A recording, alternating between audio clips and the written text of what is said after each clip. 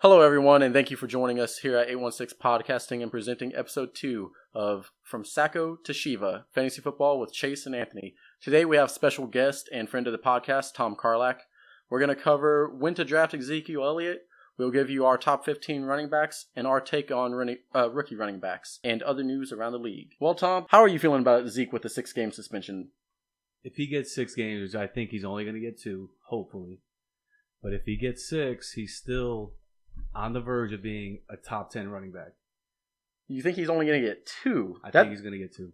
But see, if he appeals it, that's just going to push him later into the season, kind of like how Lane Johnson did. Or if he goes the whole Tom Brady thing, maybe it's not until next season, but that's a big gamble to take. So where would you feel comfortable drafting him at? If he only gets 2, I'm fine in the second round. If he gets more than 2, and then we're talking 3rd, 4th, 5th. All right, let's say you're drafting next week.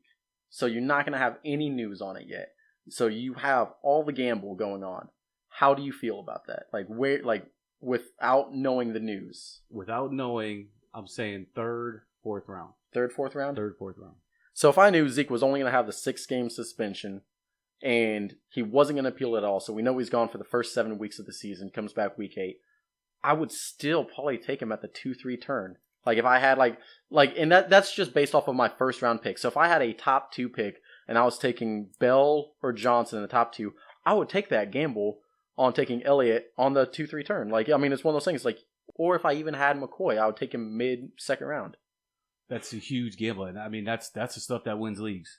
You get Johnson, and then you come back with Zeke in that second. That's beautiful. That's a playoff win right there. That's even with their schedule being as tough as it is this year compared to last year. Last year they had a pretty cake schedule. Passing, rushing defenses that they were going against.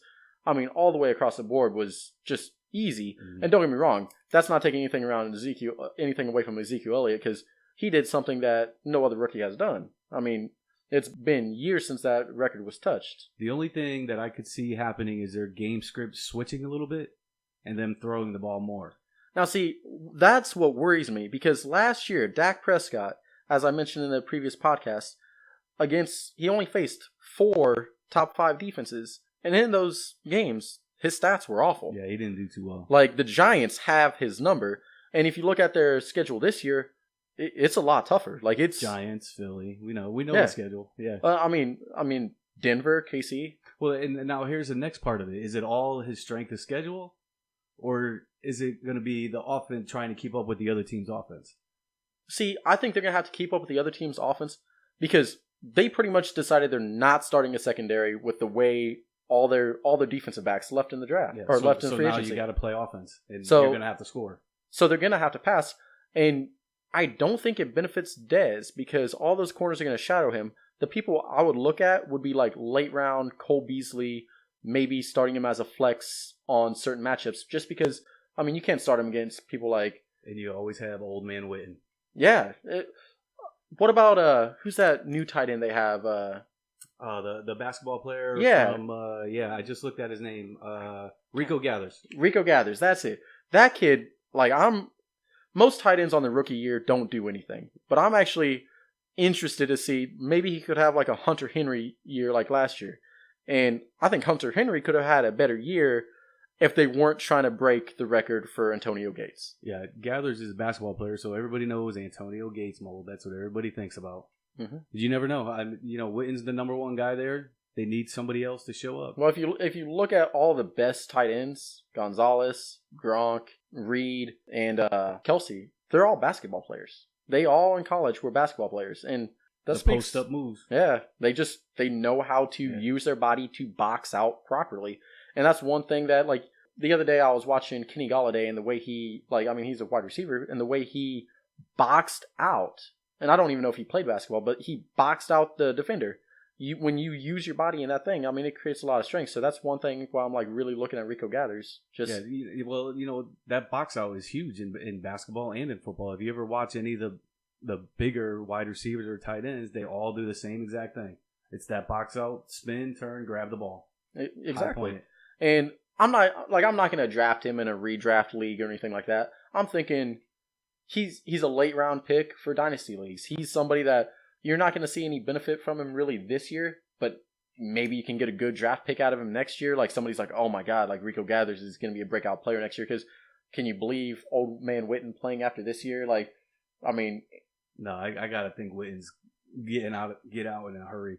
In Dynasty, think of the guys think of Antonio Gates when he first came in. Nobody thought of him as a tight end.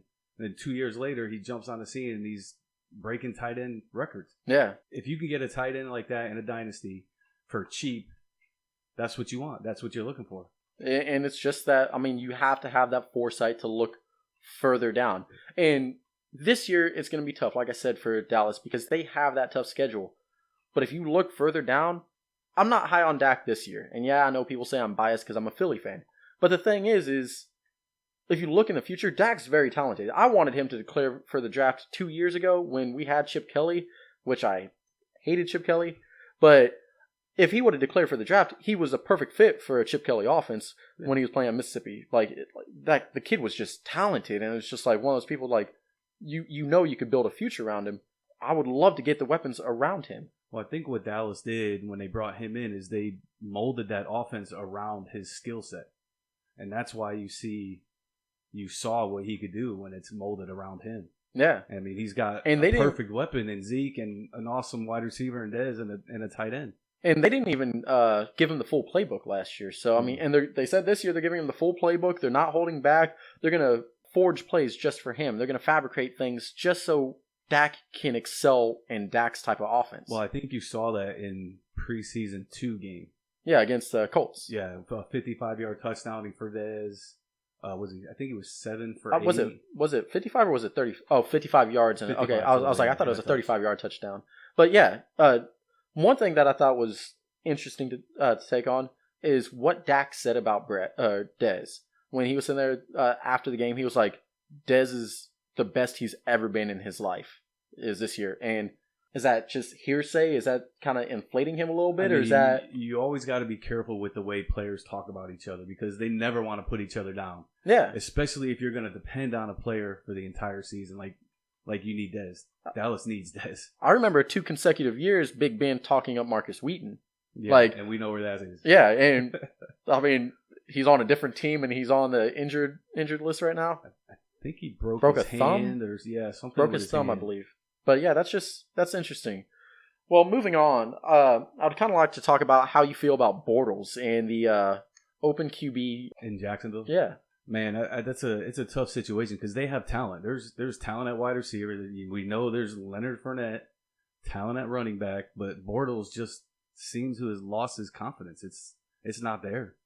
It's not just that. It doesn't even look like he's lost his confidence. Like, I was high on Bortles for 2 years. He just looks bad. Like, it's not even like there's a confidence issue. It's just his arm was tired, throwing a ball 15 yards short of Allen Robinson. And even Allen Robinson, if you saw that Twitter video, he was frustrated. He's like, come on, man, keep the ball in bounds. And wide receivers have to be careful because, the quarterback sees all that stuff. And maybe next time he looks at him and I'm not going to throw to you. It's just one of those things that you feel like if Allen Robinson knows that the passes aren't going to be good, is he going to start slacking on his routes? NFL guys are professionals, so they never want to do that. They always want to run their routes and they always want to compete. Nobody in the NFL wants to lose. Well, the reason why I bring that up is, what about that touchdown pass that hit Allen Robinson in the hands from Chad Henne? He was just surprised the ball was there. Like he kind of ran a lackluster route, turned around, and the ball was boom, and he was shocked. And it was like one of those things. I think he's just kind of getting in that mentality, and I think he needs to change his mentality. That might be the difference in Henne and Bortles, where Henne can anticipate just a little bit better than Bortles can. Even though Bortles has a stronger arm and has a mobility, Henne might be able to put the ball on him quicker. Now, what if I told you there's a free agent QB that I would be really excited to see go there? Because I'm a big fan of this QB. And what if I told you last year he threw 16 touchdowns with 4 interceptions, averaged, I think it was 180 to 250 yards a game, and rushed for, I think it was 40 to 60 yards a game? Yeah, that's solid. I mean, why doesn't the Jags look at Kaepernick? Well, I think with Kaepernick, what you get is the side baggage. all the stuff that comes with his little protest. But even he came out and said that he's not going to do his protest anymore while on the field. And there's still other players still doing it. Malcolm Jenkins of the Eagles. I mean, Khalil Mack. Michael Bennett did it last night. I mean, they're all doing it, and it all started with Cap. And Cap did a great movement for it. And I understand his cause. I think there was better avenues of doing it, which he started to do. He started to donate money out of his own pockets, like hundreds of thousands of dollars to these organizations to help benefit these. Yeah, it's not a bad protest. I mean, if you need a quarterback, then yeah, I'm sure he's fine, and I'm sure he's not going to do anything negative to affect his team. On the other hand, he's not an accurate quarterback at all. I think the one thing that could help, though, is just his mobility, pocket awareness. I think that could easily free up the game for Fournette. And yeah, he's not accurate, but he's not high on turnovers. Well, now you change the game plan from everything they built in Jacksonville to something else because Kaepernick's there, and I don't know if we have all the pieces to fit in Jacksonville. Mm-hmm. Well, they really don't have. I mean, if it was up to me, I'd rather have Cap than Bortles or Henne right now. Yeah, I mean, I could see that too. But like I said, the problem is you're set up for having Bortles or Henne in the pocket. I mean, that's what you plan for. If you bring in Kaepernick, now you got to start all over again, like what Dallas did when their quarterbacks got hurt last year. So now, how long does it take for Kaepernick to get on the same page with all the wide receivers, the tight ends, the running backs? That's another. I think it's a risk that if I was a GM, I'd be willing to take, because the problem I see with Fournette this year is I'm starting to get worried with how Gurley was last year. It could be like that for Fournette on his rookie year. Because if he has a competent quarterback who can... Defenses are going to load the box right now. Yeah. Because there's no passing threat. So they're going to load the box. If they had a competent quarterback, even like an Alex Smith-esque type player, just a game manager, somebody who's not going to turn over the ball, who can pass mid-range and keep the pressure off of the box, you could run the ball 3 times in a row and have a first down with Fournette. I would say yes to Alex Smith going there. If that happens, we don't know. I think the difference, though, is Alex Smith can throw the ball downfield with accuracy, 15 yards at most. Yeah. Where Kaepernick, he's not the most accurate passer in the league. No. He's going to have problems with a lot of the 15-yard outs or the 15-yard curls, where I think Smith is the opposite. He'll hit those wide open guys. Okay, I agree. Now, there's somebody else I kind of want to talk about that we hadn't brought up before the podcast, but it has to do with Buffalo. Now, I was hearing different rumors today that there's a possible chance that Buffalo is just going to go on a full rebuild and that they may be shopping Shady McCoy. Yeah, I heard that too. Now, that makes me really intrigued because there's a lot of teams that need running backs. I mean, I, as a huge McCoy fan, would love to see McCoy come back to Philly, which is probably unrealistic because there's also rumors right now that Blount may not even make the roster for Philly. Yeah, I heard that too. And I'm like, I can see why. He's only had 2 good plays, and they were passing plays. Well, and you also got all the young guys that they drafted last year and this year. Wendell Smallwood, Corey Clement. The passing cat, Darren Sproles. Donald Pumphrey. Yeah. I mean, there's a lot of depth there. I don't know if they really want to go after McCoy, but and it's a fit. He's a great fit because they want to run sideline to sideline. They want those one-cut runners, where LeGarrette Blount is not a one-cut runner. He is a downfield runner. And what I'm worried about is the way they did DeMarco Murray, like with Chip Kelly, they were trying to make him run sideline to sideline. Yeah, that's he's a north-south runner. That's another one of those things where they try and make the offense fit the player instead of the player fit the offense. But what I'm worried about, though, with Shady is Buffalo really going to try and shop him, or are you going to stay away from him just a little bit? Because I'm kind of worried if he stays with Buffalo, he's their only offensive threat. And they're going to feature him so much that A, he's either going to get injured, or B, it's just not going to be productive because he's going to be worn out.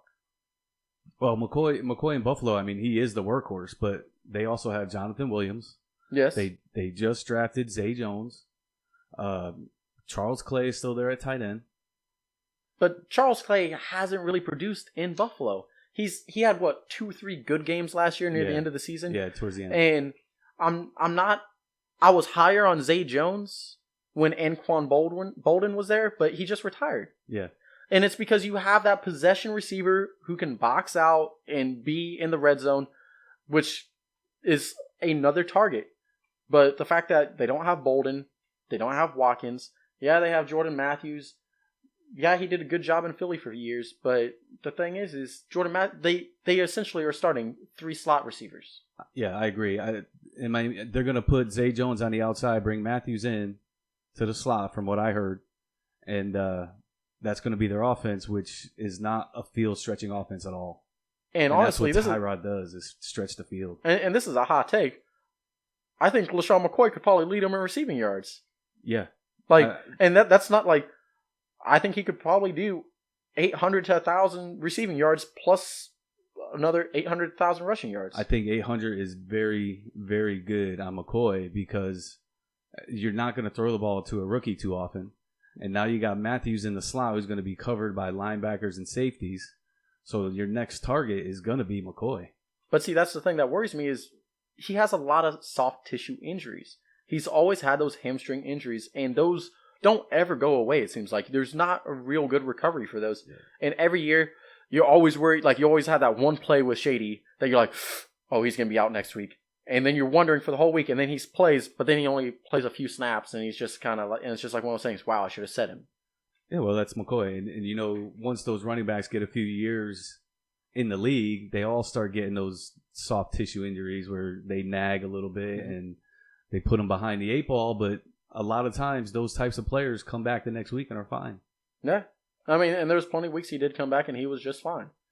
Now, moving on to another running back that I'm kind of interested about because I didn't see a reason for him to stay holding out. I see a reason for Aaron Donald to stay holding out, but Le'Veon Bell still on holdout, reported that he's going to come back to training camp before the start of the season. But how does that affect him? Because there's some things that you need to be in training camp for. Every year, your offense changes. Well, he's a veteran. He's been there for a few years now. He knows the system, and he knows everybody he's playing with. So in that situation, he's okay. The only problem that I have is when these offensive skill players start taking time off in the preseason, they don't get the hitting, and they don't get the running downfield. So I think that opens up Bell for injuries, yeah, and that's what I worry about. Now, see, that kind of brings me up to another thing because there's another player who I've been watching in preseason who is passing every eye test in there. James Conner. Looked phenomenal last night, yeah. And, this kid came back from a cancer battle in college, actually stopped playing football.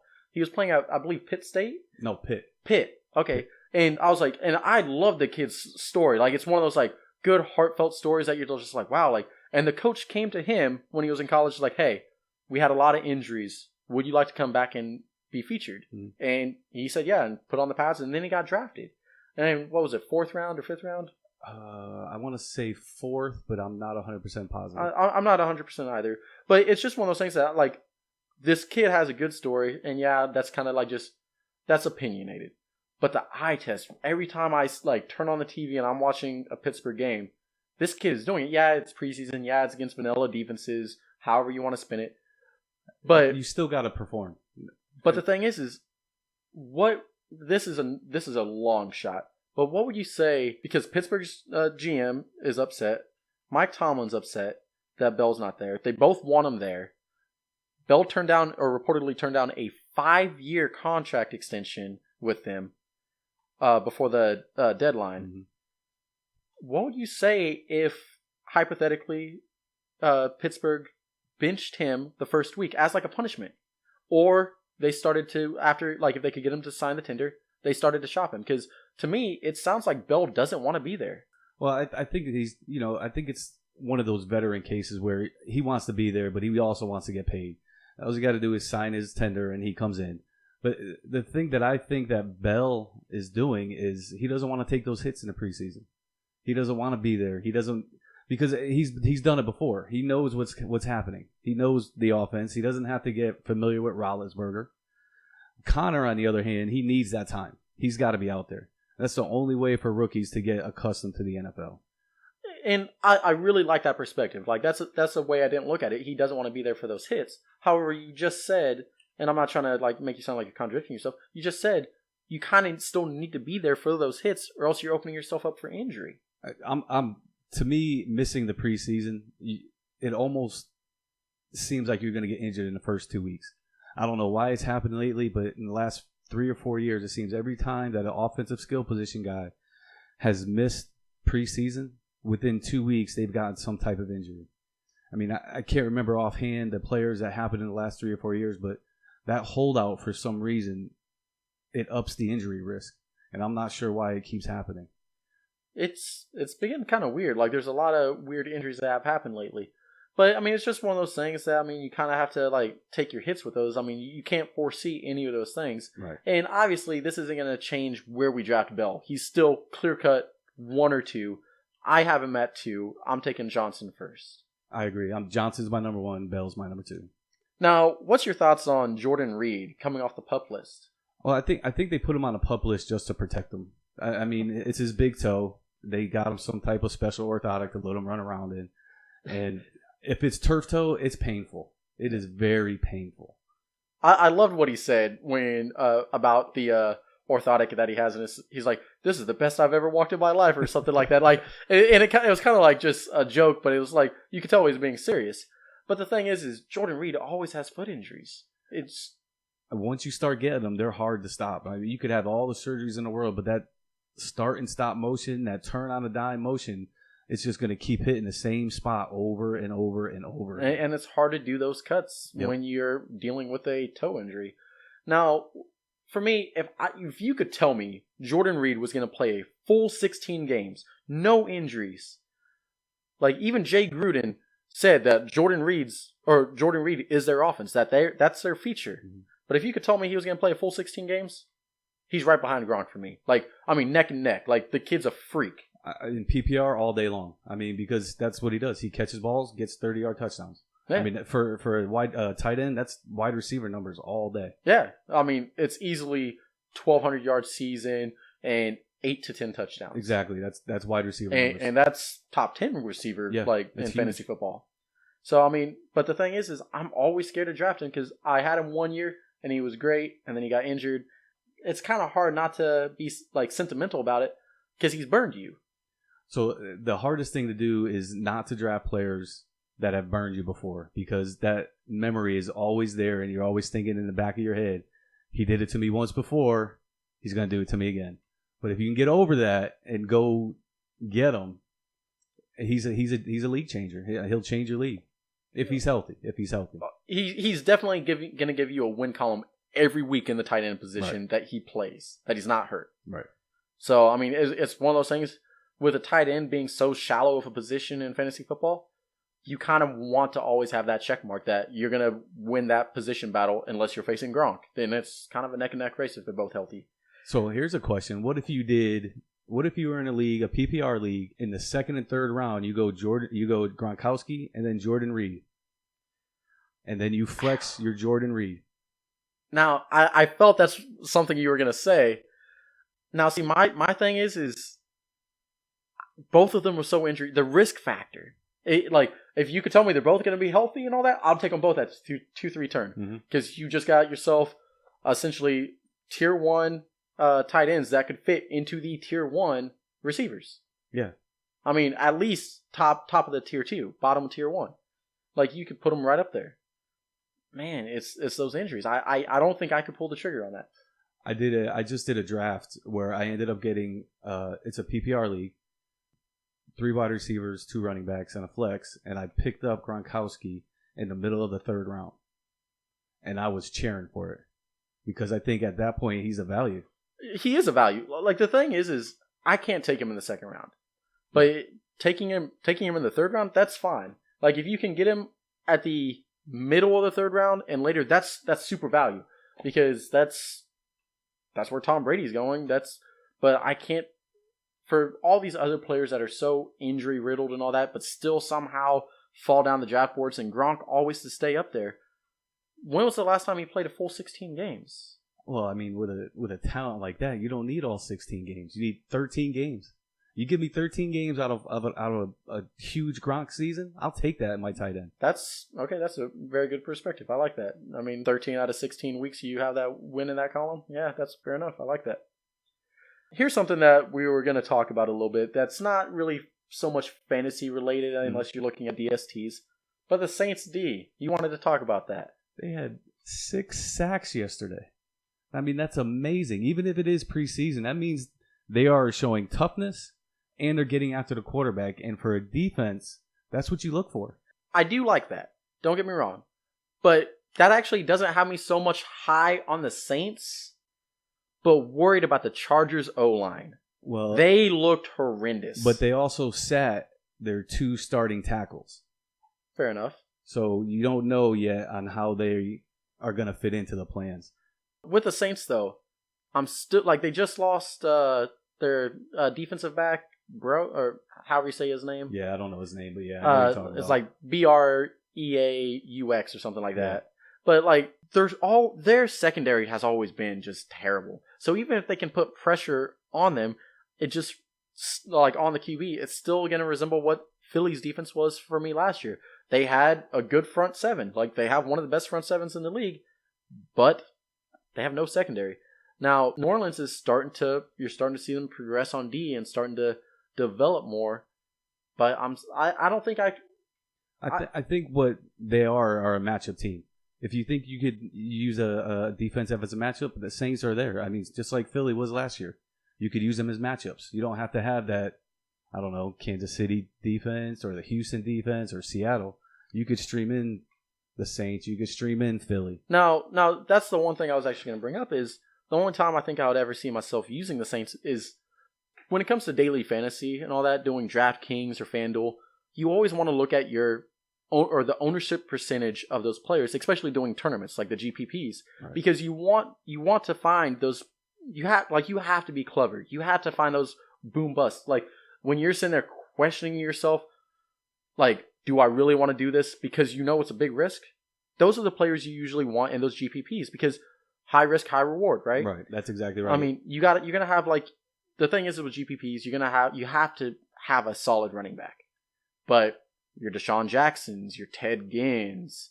I mean, those are players you're going to start looking at. You got to have big weeks out of those guys. And if they have those big weeks, like they're going to put you in the money. Mm-hmm. And sometimes your defense, you need to take a risk on them, like maybe the Saints or Philly or sometimes Oakland. You got to take those risks. You got to because. And one of the other weird things about the DFS stuff is when I do it, I want the cheap defenses. I think that they pay the most. I usually try and base them off matchups. Like, okay, let's see. Like for me, any defense that's playing Colts, Jets, San Fran.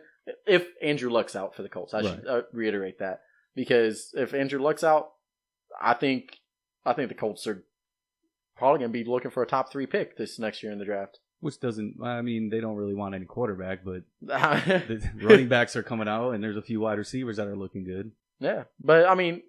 Regardless, it's one of those things, like, if they don't have Andrew Luck playing, they're not going to do anything. Yeah, they're not. So that's why if I'm going to stream a defense, I'm looking at those weak teams. And obviously, your number one team that you're going to pick off the waiver wire and daily fantasy is somebody facing the Jets. All 4 of those teams. Yeah, those are the guys you want to target. But even with sacks, pressures affects the quarterback too. Yeah. So even if you get close to that quarterback, he feels it, and he knows he has to get rid of that ball. And with a pressure, he might have to get rid of the ball that half a second early where the cornerbacks could break on that ball and intercept it and return it for a touchdown. And DFS, that's gold. That's what you want. That's what you hope for. You want them to make those mistakes. Mm-hmm. And that's when you know you're going to have somebody starting like Tolson for Indianapolis. I mean, that's gold because you know he's going to have those turnovers. Yeah. He's going to look like Ryan Fitzpatrick last year against the Chiefs. 6 turnovers in one game. I mean, probably not that bad. That's historically bad. I mean, that's what you hope for, though, if you pick their defense. That's what you want. All right. So I kind of want to move on to something a little bit more fun for a little bit. What's your favorite sports moment? My favorite sports moment in 2002, I played on a flag football team, and we won a national championship in Dallas Stadium. Wow, mine is from the couch watching. So, I mean, that's way, way better than I anticipated of like anything. Mine obviously was going to be a Philly story, but it was the Philly comeback in 2010, December 29th, against the Giants, where they were down in the fourth quarter, 8 minutes to go.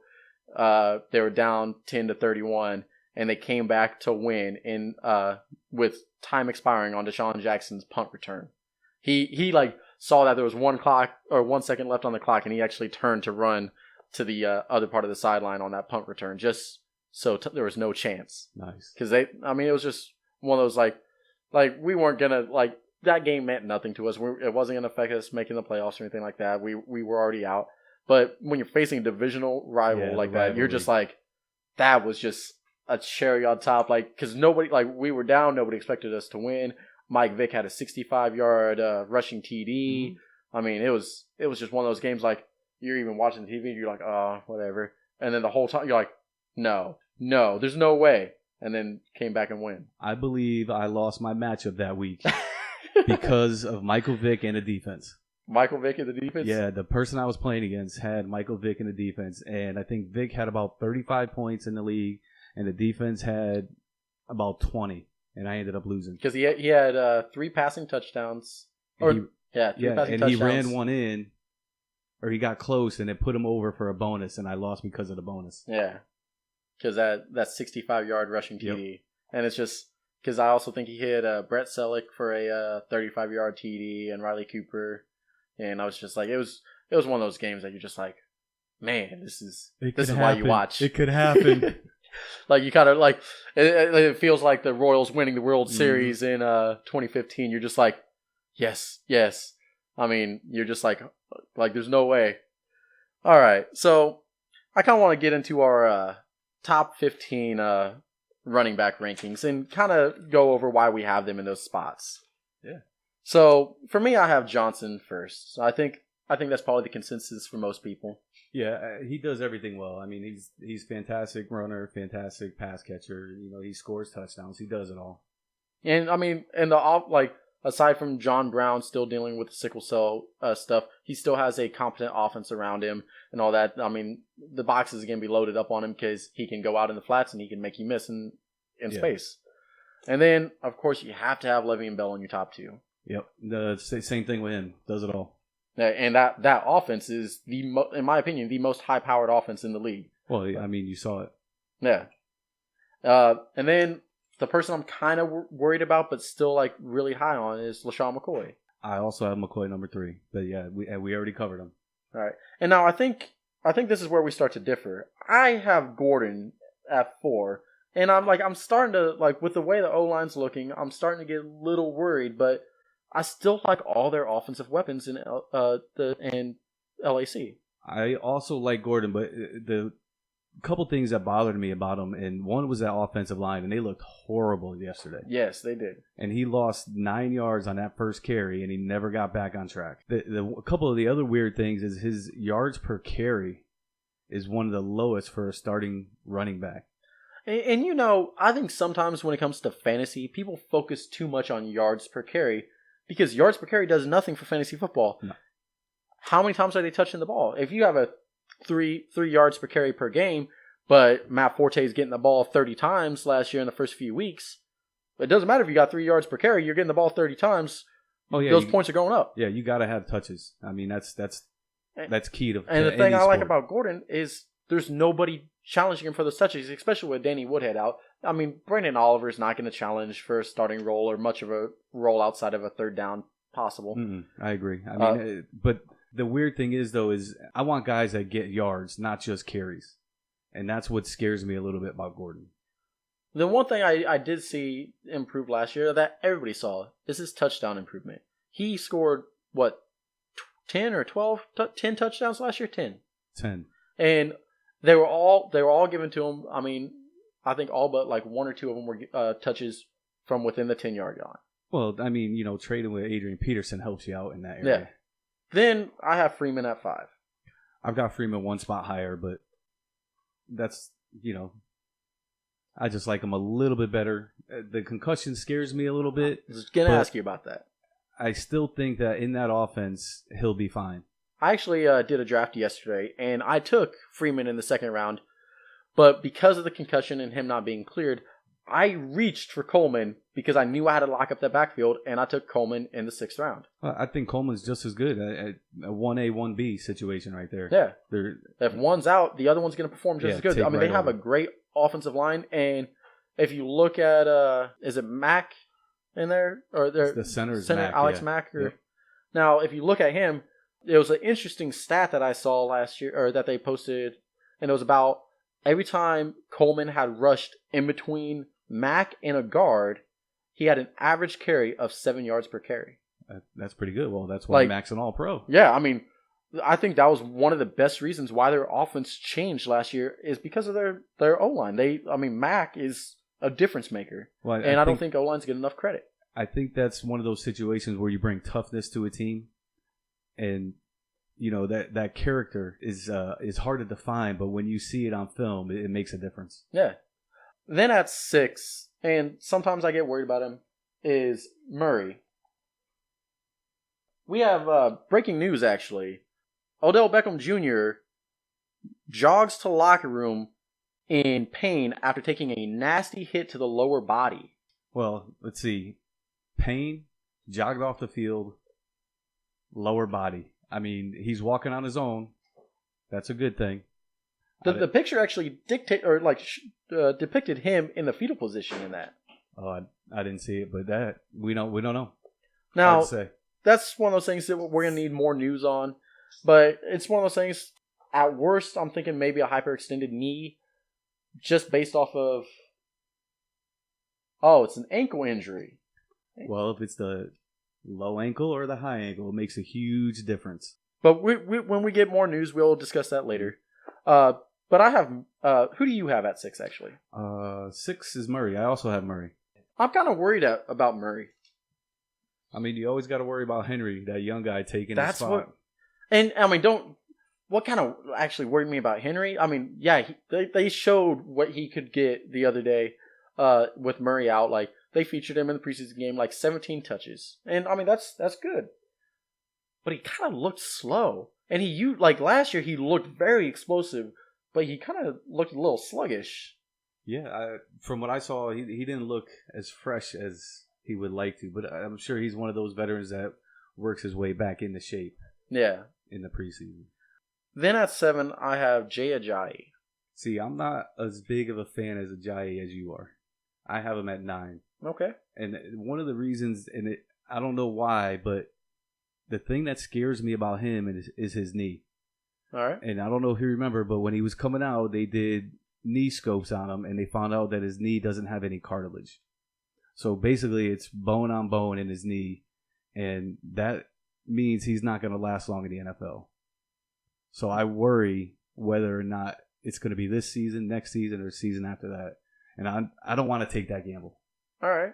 See, the reason why I'm kind of high on him is, yeah, Tannehill's gone, but you got Smoking Jay Cutler in there. And that actually puts me high on Devontae Parker and Jay Ajayi, because it just gives me hope that maybe they can feature Jay Ajayi kind of like a Matt Forte did.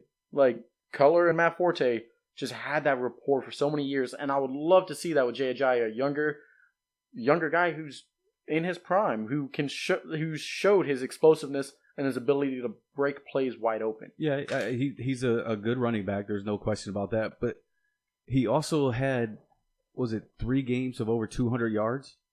But then after that, he only had, 2 games with over 90 yards in the game? And then I think it was like 40 or 50, and that was it. So 75% of his production came in 3 games. Yeah. And that scares me. All right. I can get that. Who do you have at 7? 7, I have Leonard Fournette. Whew. All right. I think we kind of covered him a little bit. I think you probably understand why I'm low on him, just based off of it's the offense. It's just the Jags team altogether. I mean, their defense is great. They look on paper, they look like they could be one of the best defenses in the league this year. But their offense is just atrocious, man. I mean, well, here's the thing, right? You have a bad quarterback. What do? You got to run the ball. You got to run the ball. So that means Fournette is getting carry after carry after carry, maybe a few dump offs, and then carry after carry after carry. Okay, Lamar Miller and Gurley got carry after carry after carry last year, and it was hard to stomach those games. Well, I think Fournette is in another class of those two. I mean, he's a big guy. He's what, 6'4", 225?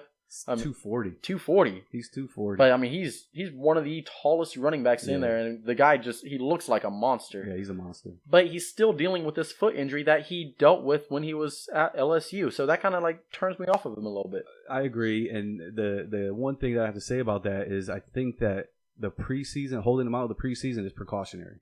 I can see that. I think they know that it could be one of his problems, but by holding him out and not letting him play in the preseason, I think they're trying to ease him into the regular season. All right. 8. Who do you have there?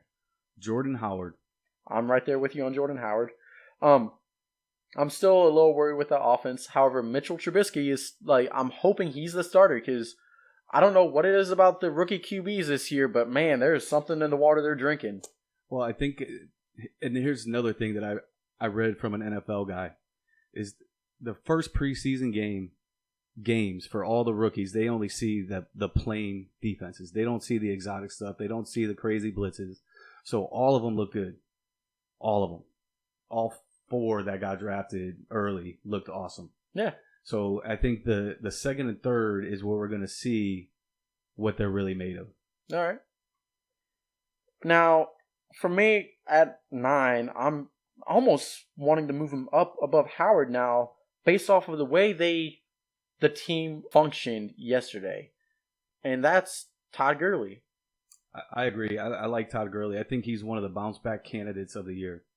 McVay is going to make a difference on that offense. It's no longer Jeff Fisher, let me run the ball, and then punt. I mean, he's the 8-8 coach of forever. I mean, he's the coach of mediocrity. Yeah. He's going to get you by, not going to, make or break anything. Mm-hmm. And it's kind of hard to be excited about a defensive coach like that. And with McVay, yeah, I mean, and I really I had talked about Jared Goff to a few people this previous week, thinking that Jared Goff could take a step forward with Sammy Watkins, and people looked at me like I was crazy. I agree. And I'm sitting there I'm kind of high on Watkins, especially going there because I think Goff was talented. Yeah, he had a hard time understanding Jeff Fisher's thing, but I think McVay is going to be able to work a lot better with Goff, and I think you're going to see Goff's true talent. They invested in that O-line. They gave him weapons. Last year, Goff had worse weapons than Carson Wentz. Carson Wentz had terrible weapons, and he's quietly passed for the 6th most passing attempts in the league last year, which was 606. Yeah, I mean, to me, I think that St. Louis is a sleeper offense, and that's where I want to target guys because nobody else is thinking outside of the box on St. Louis. I love Gurley. Give me Watkins. Give me Goff as a late round quarterback. If I'm drafting a 2 QB league, I'll take Goff in a 2 QB league. Now there's somebody else that I'm really excited about in that draft, especially for dynasty or in that team, especially for dynasties. It's Cooper Kupp. Man, that kid looks great, and Goff loves him. He had 6 targets, 4 receptions, and 70 yards and a touchdown. Yeah, I mean that's the perfect slot guy. I mean, in two preseason games, and yeah, vanilla defenses, et cetera, et cetera. In 2 preseason games, the kid has 110 receptions or 110 receiving yards on 7 receptions and a touchdown. Those are good numbers. Those are good numbers. Yeah, especially if you're looking at he's only playing a quarter or 2. Well, you figure you get Sammy Watkins going deep. Yeah. Sammy Watkins right underneath is going to take the defense or the top off the defense. Mm-hmm. You got Cooper Kupp, and you got Tavon Austin, who can actually be the utility player he's supposed to be, even though he's paid like a number 1 receiver. He can finally be that wild card they need. And then I think the biggest benefactor of this team would be Gurley. Well, and you can't stack the box anymore. Yeah. You got Watkins, Austin, Cooper Kupp, Gerald Everett, or Tyler Higbee at tight end. You never know. Yeah, I could see them doing a lot of 2 tight end sets too. Yeah. And I think that's just to a 2 tight end set and running Gurley in the backfield and Watkins out. I mean, another good thing about Gurley is his backup, the pass catching back, also got hurt, and he's done for the season. Dunbar, yeah. Yeah. So now all the passes are going to go to him out of the backfield. Because he's the only one in that offense you can trust. To catch passes out of the backfield. Right. And PPR, I want to move Gurley up. I sound crazy. Yeah, he was going against Oakland's defense yesterday and stuff like that, but I want to move him up probably I might even move him up above Ajayi, put him at 7. Yeah, I mean, in a player like that, you're going to take a gamble somewhere in this area. So why not go after a guy who has upside in a new offense? Right. I mean, it makes sense to me. Now, for me, we've already discussed him, and you have him higher, but Fournette, I have him at 10. So who do you have at 10? I have Zeke. Zeke is my number 10. I actually have Zeke one lower at 11. And it's just because if you're doing tier rankings, I have him in a tier all by himself just because of the suspension. He is, on my board, he's a tier 3. And it's just because of the risk of the suspension and where I'd be drafting him at. Like, I put him in tier 3 all by himself because if he's there, after all those other running backs are gone in my tier 2, I'm taking him. Yeah, I mean, the problem comes there is a full season of Jordan Howard going to be better than 10 games of Zeke? That's the question. And I actually think that it could be because of the Jordan Howard. Still, a lot of people don't pay attention. He was second in rushing yards last year behind Zeke, and in the first 3 games he had he was coming off the bench, only getting 5 or 6 touches and all that, and he still got 1,300 yards. Yeah, they were trying to prove a point with Langford. Yeah. Now, who do you have at 11? I had Gurley at 11. Okay, you have Gurley at 11. I have Elliott. So now we can move on to 12. Now, this is a player I'm super excited about. I'm not sure if you have him at this spot. McCaffrey. I have Cook. Okay. But McCaffrey is 13 for me. Okay. So I actually have Cook at 14. And I kind of want to move him up even higher than that. Probably above Crowell at 13. So I have McCaffrey at 12. And it's just because, and other people's argument is, oh, well, you got to worry about Cam rushing, et cetera, et cetera. That whole offense is just revamped. Cam's one of my bounce back QBs of the year. I'm not saying he's going to have his MVP campaign again, but I definitely see him being a top 5 potential at QB. And I think that helps McCaffrey because if you watch McCaffrey, the thing about him is he has that lightning speed. That speed that you have to be scared of coming out of that backfield. And it's not oh, you're going to see him in a race against Tyreek Hill. Tyreek Hill would blow him out of the water. But if you put him against Jeremy Hill or anybody like that, I think McCaffrey's going to show y'all how fast he is. And he's elusive. Yeah, I like McCaffrey also. And I think what they're trying to do there is to get more completions, get the ball out of Cam's hands a little bit quicker. And Cam is a bounce back player. He's on one of my lists also. Yeah. I also have Kelvin Benjamin on my bounce back too because he doesn't look fat. He doesn't look like the Kelvin Benjamin that ate Kelvin Benjamin. He looks leaner. I mean, yeah, he started the OTAs at 275 pounds. Huge. But I think he's down to 245 now or 235. Still a big guy, and he's another wide receiver that I cannot never ever get behind because of his pass catching. He's going to drop half of the balls that are thrown at him, but that's just because his hands aren't that great. They're not. And, I mean, if you look up at Matt Harmon's perception reception, there's a lot of great things on there. Mm-hmm. And I think Kelvin Benjamin, I think he was pretty high on the drop passes. And I think it was about 7% of his passes thrown to him that are catchable are dropped. Yeah, he drops a lot. And that doesn't sound like a lot, but this is 7%. That's a big number. Yeah, it's not. And it's how he's always been. He's even when he was at Florida State, I believe that's what he did. He dropped balls. All right, so at 12 I have McCaffrey. At 13 you have McCaffrey. Yep. I have Crowell at 13. I've got him at 15, and the only reason why is I don't think he's going to catch balls too much out of that backfield. I do, because they retitled Duke Johnson as a slot receiver. Yeah, I saw that. I think that's another one of those coaches speak where they want to try it until they try it, and then it doesn't work. Look what Cleveland did last year with Terrell Pryor. Yeah, I mean, he was phenomenal, though. He's an athlete. That guy, he should have been a receiver for his whole career. Yeah. And, I mean, that's just persistence is key. And that he just wanted to be in the NFL, and he proved it. And, I mean, if you can have 1,000-yard receiving season on the Browns and do it that efficiently, I'm worried what he can do with the Redskins. Not worried, but upgrade everywhere for him. Terrell Pryor. I mean, he had a phenomenal career already, and it's still young.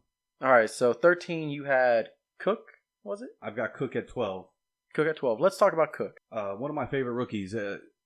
all you got to do is watch tape when he was at Florida State. And he's phenomenal. Breaks tackles, goes the distance, catches the ball well. All that stuff between the tackles. Yeah, everything he does well. Now, see, one thing I'm actually kind of excited about him is a lot of any running back comes to opportunity in situation. And the thing is he has opportunity. He has a situation because Latavius Murray is hurt.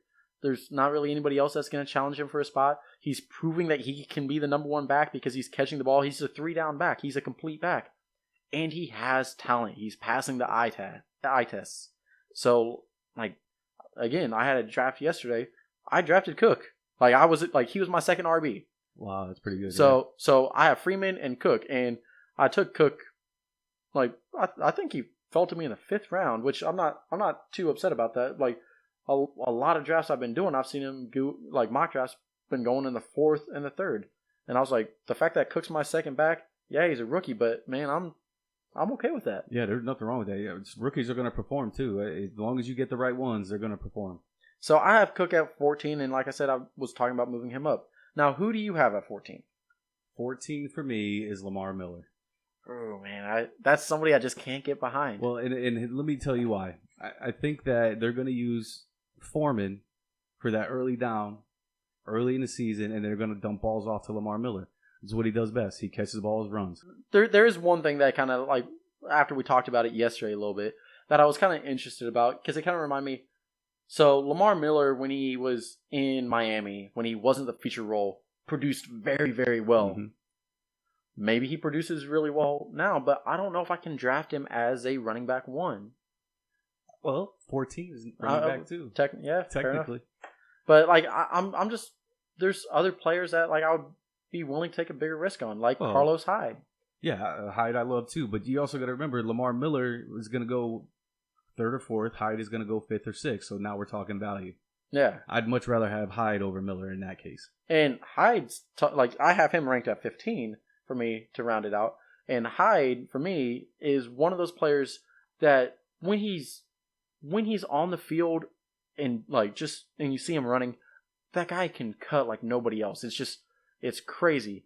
And he's said this year he's actually lowest weight he's been at since high school, and he's at 224 pounds. And he says he's never been in such great shape in his life. He's another one of those bounce back candidates. Yeah, I love him too.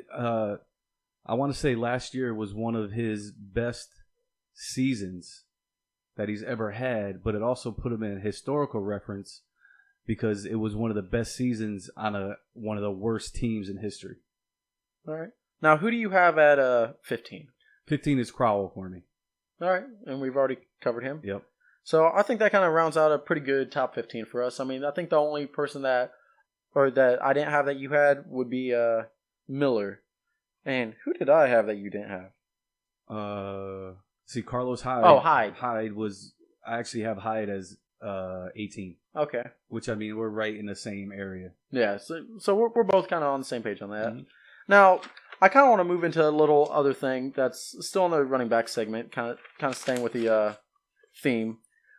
Rookie running backs that you would like to have in dynasty leagues or just in their current situation that are not in our top 15, just other backs that are out there. Okay, so I play in 2 dynasty leagues. Mm-hmm. One is a PPR and one is a half a point PPR. And it doesn't seem like a whole lot, but it's huge. The full PPR, you just want those pass catching backs. That's all you look for because you're going to get value no matter where you go. So off the top of my head that I could think of, not the top 4 would be Marlon Mack. Okay. Gallman for the Giants. Connor, another good one. He's actually number 1 for me on that list. Here's a weird one that I don't think a lot of people get is Breida from San Francisco. He does look good. A lot of people are on Joe Williams. Yeah, it's Joe Williams. It's Joe Williams because John Williams is with Buffalo. Jamal Williams is with Green Bay. Yep. And I actually, on my list, I had to put Williams, Green Bay, Williams, San Fran, yep. And Williams, Buffalo. Trying to think. Who else would it be? Now, there's somebody I'm actually really interested in for PPR. Kamara, yeah. Last night, that first carry? 50 yards? Yeah. Did you see that pass he had, too? I missed the pass, but I saw the run. Man, God, that kid...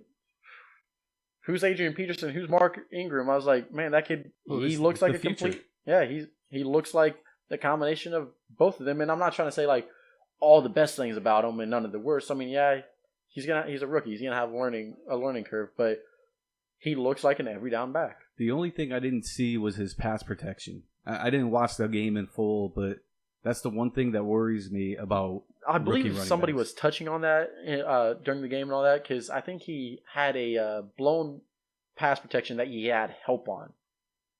Because I think it was a 2-on-1, and the guy still got by both of them. And it was just like, that could be a credit to the Chargers. Yeah, the player.